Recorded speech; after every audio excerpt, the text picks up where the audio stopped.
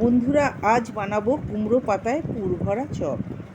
তার জন্য নিয়েছি কয়েকটি কুমড়ো পাতা, ভালো করে বেছে নিয়ে ধুয়ে নিয়েছি।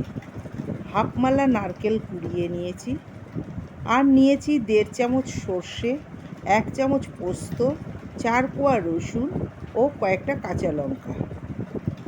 এবার একটা বোলে 1 কাপ মুসুর ডাল ভিজিয়ে রেখেছিলাম, সেটা বেটে নিয়েছি। তার সাথে নিয়েছি 4 চামচ চালের গুঁড়ি, হাফ চামচ হলুদ গুঁড়ো, হাফ চামচের একটু কম খাবার সোডা, 1 চামচ লঙ্কা গুঁড়ো ও হাফ চামচ নুন দিয়ে ব্যাটারটা ভালো করে গুলে নিচ্ছি। এর ঘনত্বটা ঠিক এই রকম হবে, খুব পাতলাও না আবার খুব ঘনও নয়। এবার ব্যাটারটায় 1 চামচ সাদা তিল দিয়ে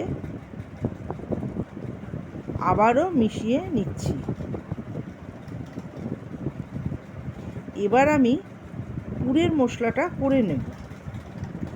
তার জন্য মিক্সির বাটিতে ওই মশলাগুলো দিয়ে তাতে একটু কাঁচা সর্ষের তেল, পরিমাণ মতো নুন ও 1 চামচ চিনি ও নারকেল কুড়োটা দিয়ে মশলাটা বানিয়ে নিচ্ছি।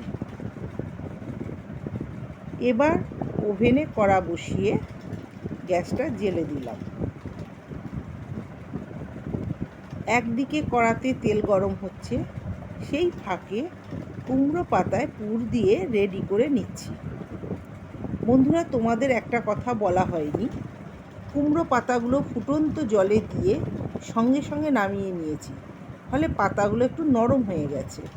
তাতে পাতাতে পুর দিয়ে ভাঁজ করতে সুবিধে হচ্ছে। এবার পুর ভরা পাতাগুলো ব্যাটারে ডুবিয়ে একটা একটা করে ভেজে নিচ্ছি। গরম ভাত দিয়ে এই চপ খুবই ভালো লাগে। তাছাড়া এই চপের সাথে মুসুর ডাল ও 1 টুকরো গন্ধরাজ লেবু দিয়ে 1 থালা ভাত কীভাবে শেষ হয়ে যাবে বুঝতেই পারবে না। একবার তোমরা বাড়িতে বানিয়ে খেও। এক পিঠ লাল লাল করে ভেজে নিয়েছি, আরেক পিঠও ভেজে নিচ্ছি।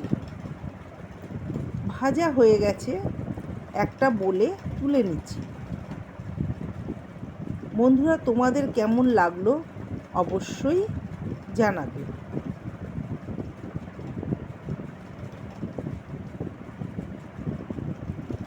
আর যদি তোমাদের ভালো লেগে থাকে তাহলে একটু লাইক ও কমেন্ট করে দিও, আর আমার ইউটিউব চ্যানেলটি ফলো করে সাবস্ক্রাইব করে দিও।